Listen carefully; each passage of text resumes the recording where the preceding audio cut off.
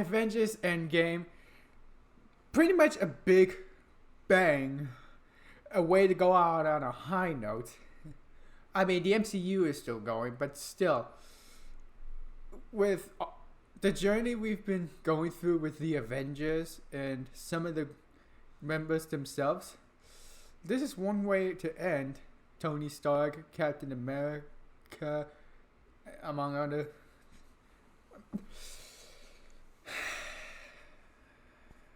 I'm sure I'm gonna miss these actors playing their roles. You know, I've been thinking a few times that they could still play their roles, just not in live action. They could just voice over their characters. Much Steve Bloom as Wolverine, nah, he's too overused and stuff. Have Hugh Jackman voice over the role, and everything will be fine. I mean, I love Kevin Conroy's Batman, and I know he's overused and stuff, but he's perfect for Batman. Steve Bloom, he's not as good as Hugh Jackman. Have Hugh Jackman be the voicing over Wolverine until he dies. Just pay him a lot of money. Or something, I don't know. Roger Craig Smith as Captain America, nah, I can see him as Chris Redfield and maybe even Batman, my second favorite Batman.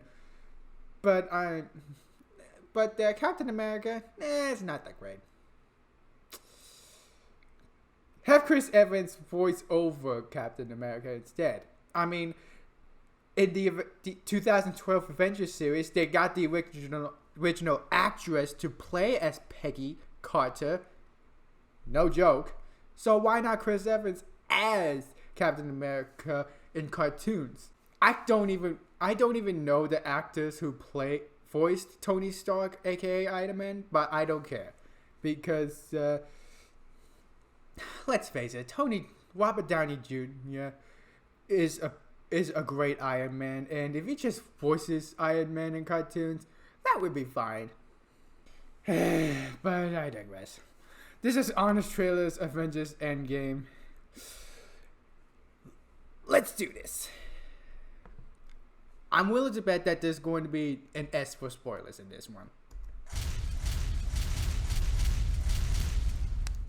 Presented by the boys, taking the fight to superheroes. Oh, I watched that with my dad. It's pretty good. Prime Video. No S for spoilers? After 21 MCU movies, prepare for the final conclusion of the Infinity Saga. And also part 2 of Infinity War, penultimate film of Phase 3, intro to Phase 4, and backdoor pilot for about 3 Disney Plus shows. Whew, you remember when movies just, ended, and then your imagination had to take over? Ugh, sounds exhausting. Avengers Endgame. The most successful crowd-pleasing global film franchise is back. But since life on Earth sucks now, it's all about grief. Loss. Lost again. Guilt. It's supposed to be me. Depression. Are you crying? And despair. Thanos should have killed all of us. Because today's escapist fantasy isn't becoming a superhero. It's going back to fix your mistakes instead of scraping by in the waking nightmare of your own failure. Can I do a time heist on my life? 5 years have passed since half the population vanished, or as introverts call it, winning the lottery. Ah, that looks nice. Baseball remains unpopular. Culture got frozen in 2017. Damn. And an actor shortage has forced directors to cast themselves. I cried just before dessert. Now, the Avengers must band together to do what every big franchise does when they write themselves into a corner. Time travel. Watch the surviving heroes dissemble for a Now That's What I Call Marvel tour of your fandom, with several alternate camera angles on the Avengers. I'll have that drink now. A trip to the S.H.I.E.L.D. base where they store all the movie's closure. Thank you for everything. The clips that demand you lose someone you love, or at least your work bestie. and a daring raid to justify the existence of Thor the Dark World, in a plot held together by a whole bunch of wibbly-wobbly timey-wimey stuff they'll try to explain 100 times. Either it's all a joke or none of it is. None of it's a joke. Now explain yourself. If you travel to the past, that past becomes your future, and your former present becomes the past, which can't now be changed by your new future. Now explain it again with a visual aid. The Infinity Stones create what you experience as the flow of time. Remove one of the stones, and that flow splits. Now explain it again, but simpler. We're not trying to stop something I'm going to do in our time. We're trying to undo something I've already done in theirs. Even simpler. Changing the past doesn't change the future. You know, maybe time travel's a paradox, no matter how it gets justified. Yeah, this whole time travel thing, I actually looked up online to see what quantum scientists had to say about this. Them saying that change the past doesn't change the future, they said that it's accurate and that Back to the Future is a bunch of bullshit. I mean, the quantum scientists love the movie, but even then, it's not accurate and stuff. So, according to actual quantum scientists, time travel is bullshit. In terms of changing the past, that is.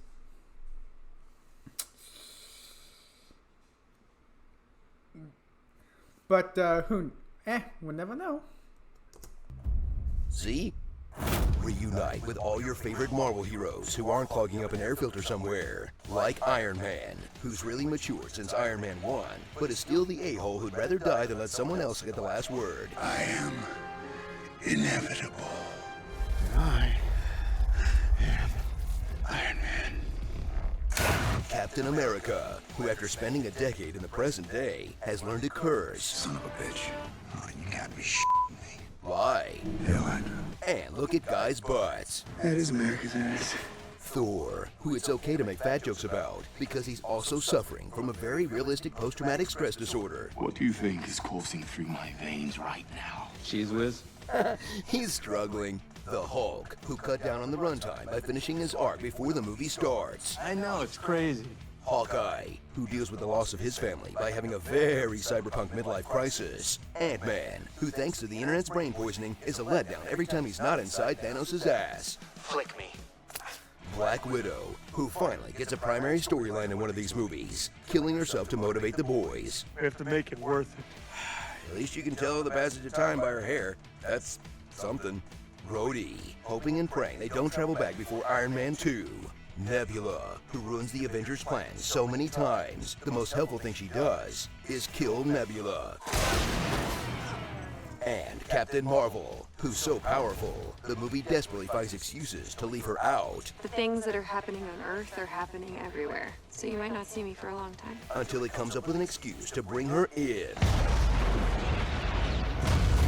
So Marvel can finally have her lead the first all-female Avengers team-up shot. Maybe Marvel will let them team up together in a sequel? Ugh. Okay, maybe they can all pose again in the background of the Loki show. Together in a sequel?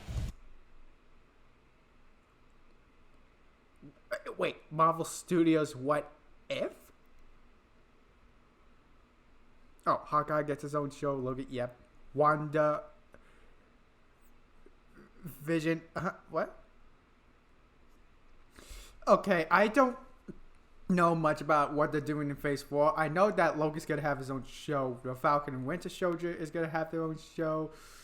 And Thor is coming out with Natalie Portman as the actual female Thor. And that alone I don't have a problem with exactly, except I know that there's just going to be a bunch of SJW feminist crap that it's going to make me get sick and tired. But an actual what if? Are you kidding me? What if? It does make me wonder, how the hell is this going to work exactly? Because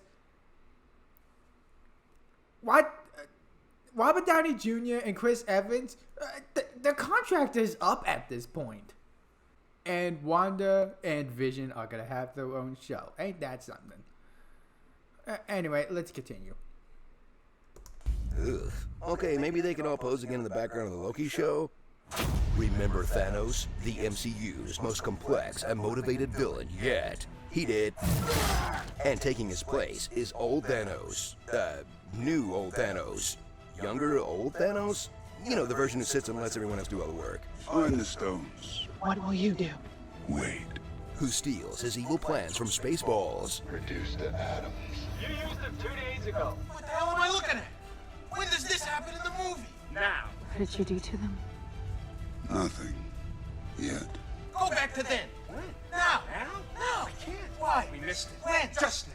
And who commands a faceless CGI army, the likes of which we have never seen before, since his last 2 faceless CGI armies. But whatever, watching him fight Thundercat was the best moment of my life, and I'm including the birth of my children, guys. Sorry, kids, you're just not worthy of my time and attention.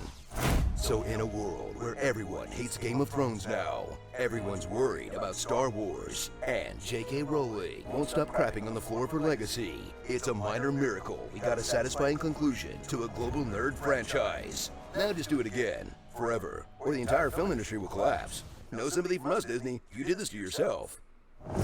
Starring Iron Deficient Man, One Punch Woman, Captain Clench,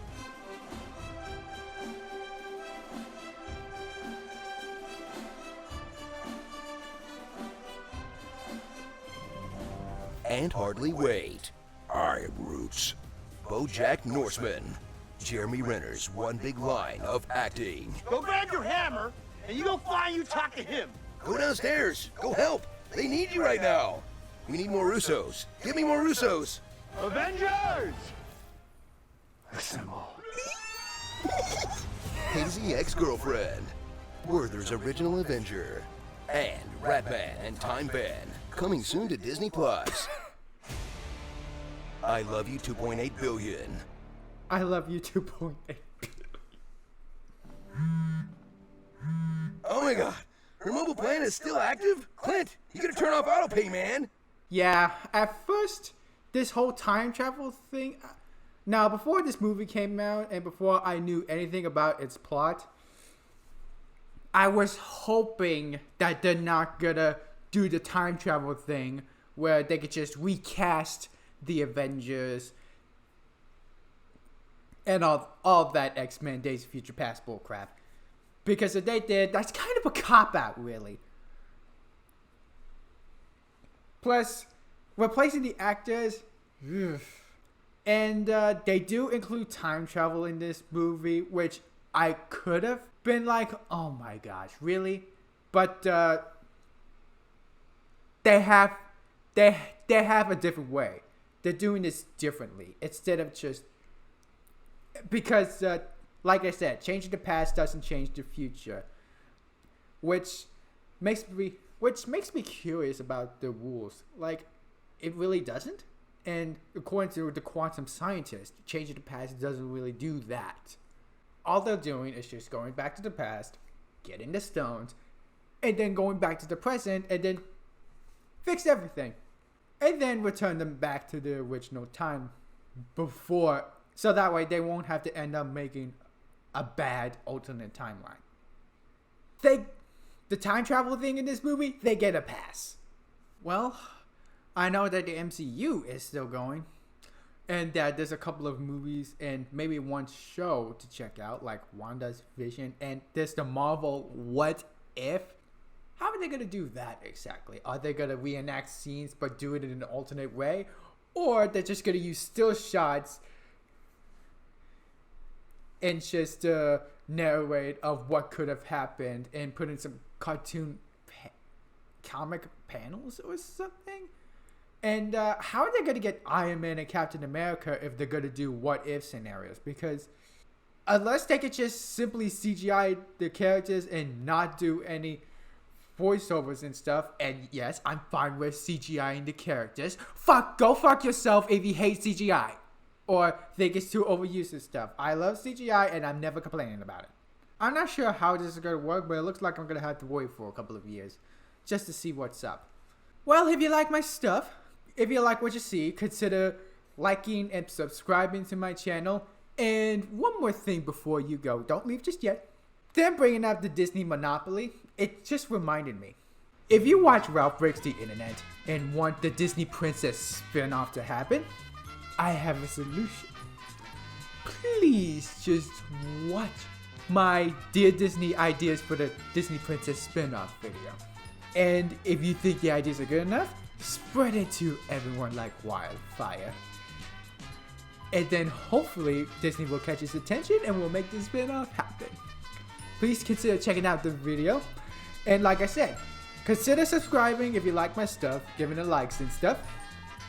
Later!